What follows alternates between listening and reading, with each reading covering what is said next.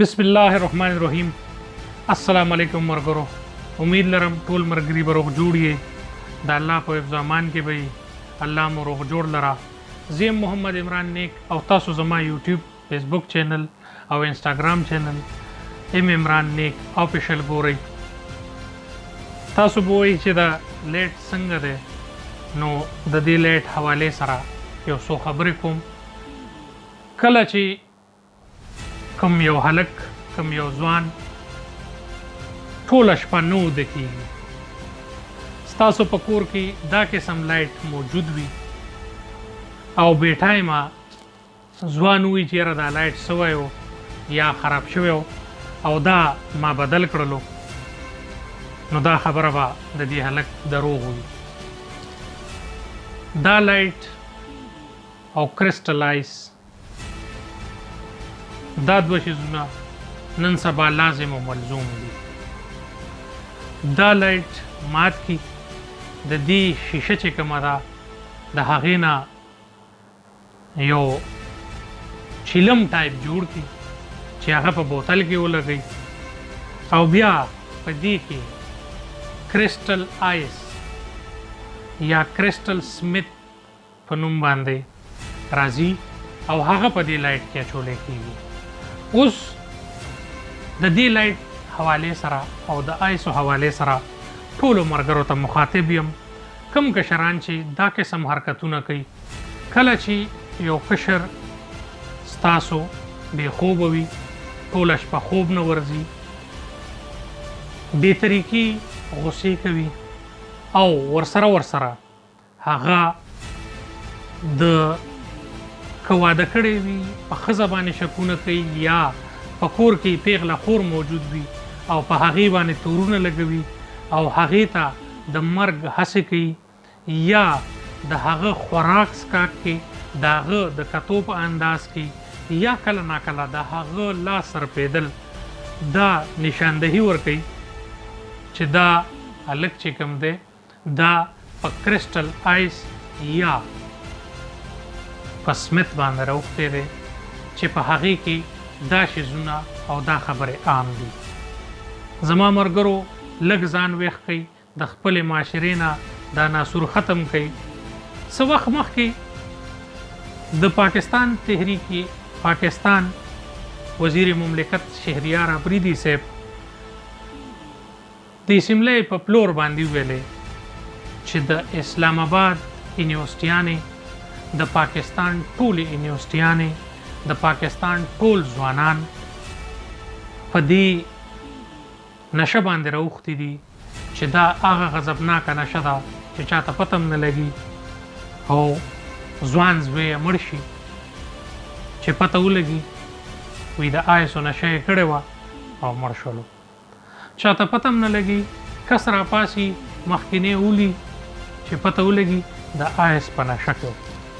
چاته پته هم نه لګي د وړې ماشومې عزت پاماله شي، ووجلی شي، وسوځولی شي او چې د هغې د قاتل معلومات وشي، نو د هغې نه دا معلومه شي چې دا ځوان چې کوم دا د آیس په نشه کې مبتلا و.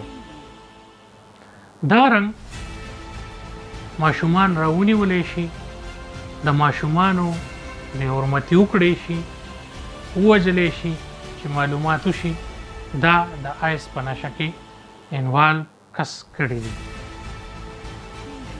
که سټریټس کرایم کې اضافه وشي او په لارو کې شوکې ډاکې زیاتې شي، وکتلی شي، راهزنان ونیولی شي، د پولیس د طرف نه کلیر کړی شي او د هغې وروستو محرکات وکتی شي، نو په هغې کې هم دا خبره مخې ته راشي چې دا ځوانان د آیس د نشې ښکارو، هغې ته به د آیس نشه نه میلاوېده، په دې وجه باندې هغې غلاګانې او نورو کارونو ته لاس واچولو.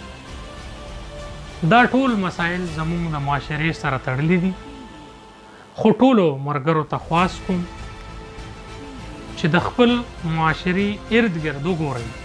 ستاسو ورور، ستاسو د تره زوی، ستاسو بچی که په دې شیزونو کې انوالو وي، نو هغه ته اول د اسپتال ترغیب ورکړئ او که نه نو بیا په پولیس والا په خپله ونیسئ. که د آیس خرڅولو والا څه قسم لا هم تاسو ته خلک ملو شي نو پولیس والا سره د خیبر پښتونخوا پولیس سره ډیر په پرده کې او په ښه طریقه ملو شئ او د هغې مخنیوی وکړئ. نن سبا په پېښور باندې او په چارسده باندې په مختلفو علاقو باندې ډیر غټ کمپین په دې شیزونو باندې شروع دی. ټولو ملګرو ته دا خواست دی چې په دې کمپین کې تاسو ملګرتیا وکړئ. اول خو داسې کله هم نشي کیدی چې تاسو پیسې ته یو کس په ګوته کوئ او هغې ستاسو نوم واخلي. که بیا هم ستاسو زړه کې شک وي متعلقه ډي اس پي سره خبره وکړئ او که نه وي نو الحمدلله زمونږ سراونډینګ کې او زمونږ په پېښور کې سی اس پي افسران هم د دې پېښور دي هم د دې علاقو دي او ډېر پښتانه او نډر او عزتداره خلک دی. د هغې سره ملو شئ، هغې په دې خبره آګاه کړئ او په دې باندې کار وکړئ. خپل کشران هم د دې هوره د دې ظلم نه د دې جبر نه بچ کړئ او د پولیس والا مدد هم وکړئ. زه په دې خبره باندې هغه کوم چې دا کرسټل آیس مخکې په جنګونو کې استعمالیدل او بیا په افغانستان کې نیټو ټروپس ته دا ورکول کېدل چې دا د 40 غنټو نه زیات انسان ویښ ساتي او چې کله بیا د انسان نه نشه لاړه شي نو د هغه وجود ماتیږي او هغه بیا په ډیر وخته پورې اوده وي. اول خو ستاسو کشر به اوده کېږي نه چې اوده شي نو هغه به بیا ټایم اوده وي او هغه به د ډیر وخته پورې اوده وي. نو ټولو ملګرو ته خواست دی چې په دې باندې قدم اوچت کړي، په دې باندې ګام اوچت کړي او په دې باندې کار وکړي. تاسو ته چې څرنګه معلومات درکار وي انشاءالله زه به درکوم. تاسو زما چینل لایک کړئ، سبسکرایب کړئ او د بیل آیکن دباو کړئ. انشاءالله په آیس کرسټل آیس باندې به خبره کوو، د دې په کسانو پسې به ګرځو، د دې کسانو سره به خبره کوو چې څه وجه ده چې تاسو په ناشکه باندې راووښتئ، تاسو ته د کم ځای نه میلاویږي او کم خلک د دې کاروبار کوي. انشاءالله دا ټولې خبرې به مخې ته راوړو. طالب علمان هم په دې کې مصروف دي، ایون تر دې چې زمونږ د قوم تور سرې هم په دې کې مصروفي دي او چې کم خاوند دا نشه کوي نو 85% د دې خبره معلومیږي چې د هغې کوشش دا وي چې مونږ په خپله ښځه هم راواړو او هغې مونږ سره هم دا نشه وکړي.